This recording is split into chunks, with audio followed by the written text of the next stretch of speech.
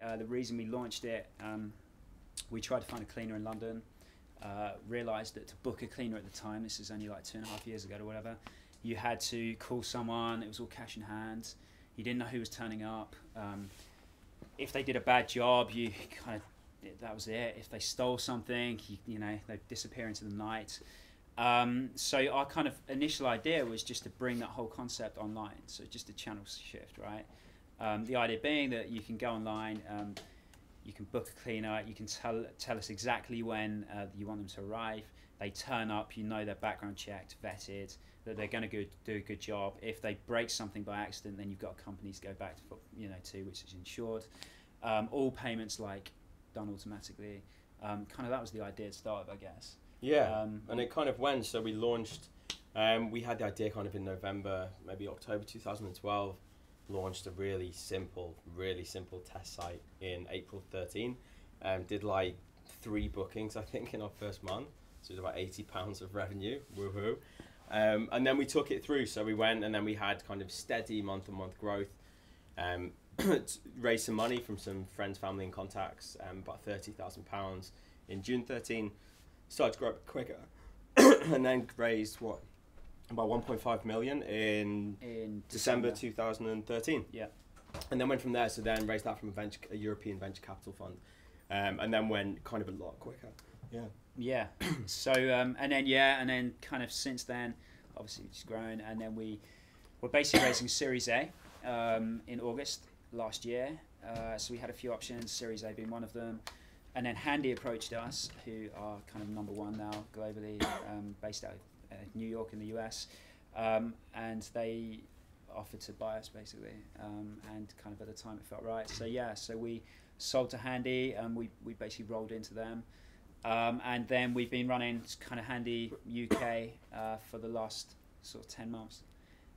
So yeah, so that's kind of where we are. So in quite a short space of time, we kind of grew a company from zero and then sold it.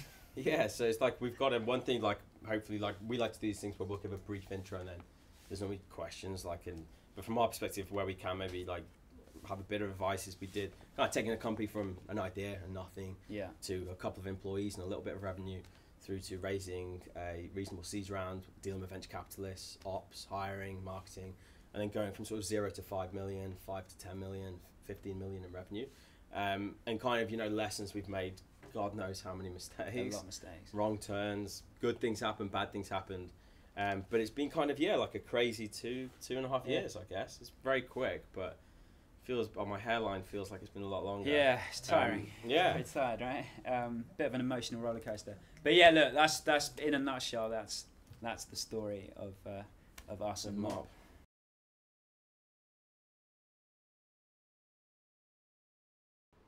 I started Nest because I discovered what my purpose was. So my purpose in life is to help people unplug from the Matrix. You guys all know the movie The Matrix? So a lot of people are in the Matrix. Generally, if you go get a job and you work in a bank and you don't feel very fulfilled, you're in the Matrix. So I've discovered my purpose is to help people unplug from that system and follow their purpose.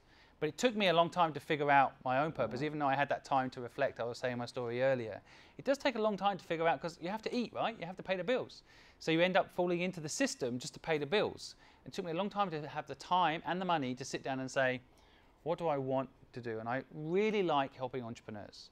I really like helping them think bigger, think differently, and unleash their potential, their human potential.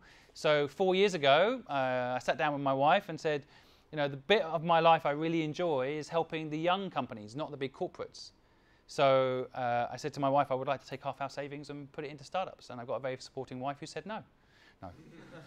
Got a very supporting wife who said yes. And so then that's how Nest came about. Really, I just sat down and realized that I wanted to help entrepreneurs, and then luckily I got lucky. A few of the companies worked out and made money, and I can keep doing it. But when it comes to, for yourselves, figuring out, because you're the idea piece, right?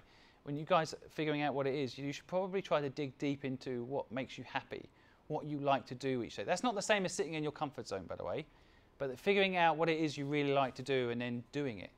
Maybe it's education, maybe it's teaching people, maybe it's building a device that helps people that can't see properly see again. Whatever your passion is whatever your life has given you experience-wise that gives you a purpose.